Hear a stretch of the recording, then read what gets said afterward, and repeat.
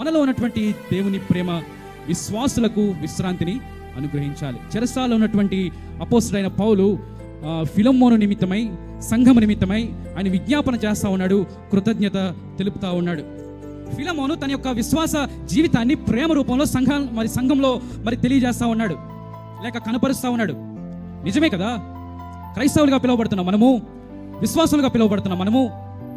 దేవుడు మనకిచ్చినటువంటి ఆజ్ఞ ఏమిటండి? ఇదిగో ఓ ఇజ్రాయేలు వినుము, నీ దేవుడైన యెహోవా అద్వితీయుడకు యెహోవా, నీ దేవుడైన యెహోవాను నీ పూర్ణాత్మతో, పూర్ణ మనసుతో, పూర్ణ హృదయంతో ప్రేమింపవలననేదిగా. రెండవ ప్రధానమైన ఆజ్ఞ, నిన్ను వలె నీ పొరుగు వారిని ప్రేమింపవలని చెప్పి భక్తుడు మాట్లాడుతూ ఉన్నాడు మోషే.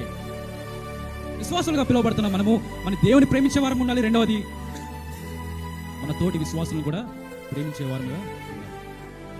ఆ విషయంలో ఫిలెమోను తన యొక్క ప్రేమను సంఘం ఎడల, విశ్వాసుల ఎడల, పరిశుద్ధుల ఎడల తను కనపరుస్తా ఉన్నాడు. అయితే విశ్వాసులుగా పిలువబడుతున్నాం మనము, క్రైస్తవులుగా పిలువబడుతున్నాం మనము. ఇదిగో నేను గొప్ప విశ్వాసిని, గొప్ప ప్రార్థనాపరుని, నేను లేఖనాలను ధ్యానం చేస్తూ ఉంటాను, వాక్యాన్ని వింటూ ఉంటానని చెప్పి సాక్ష్యం చెప్తా ఉన్నటువంటి మనము, ఒకవేళ మన హృదయంలో, మన జీవితాల్లో ప్రేమ లేనట్లయితే మన విశ్వాసము వ్యర్థమే.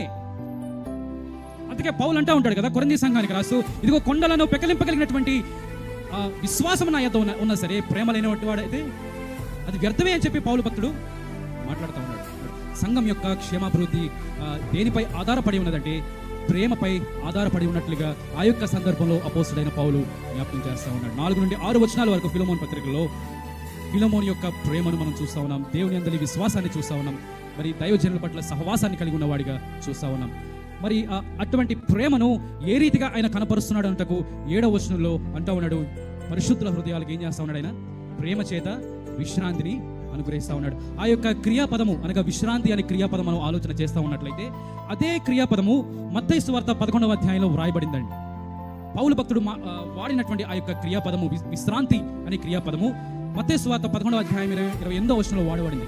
ఇదిగో ప్రయాసపడి భారం మోస్తున్నటువంటి సమస్త జనులారా నా ఎదుగు రండి, నేను మీకు విశ్రాంతిని అనుగ్రహిస్తా ఉన్నానని చెప్పి యేసు ప్రభువు వారు మాట్లాడినటువంటి ఆ క్రియాపదము ఫిలెమోను పత్రికలో కూడా పౌలు భక్తుడు జ్ఞాపకం చేస్తా ఉన్నాడు.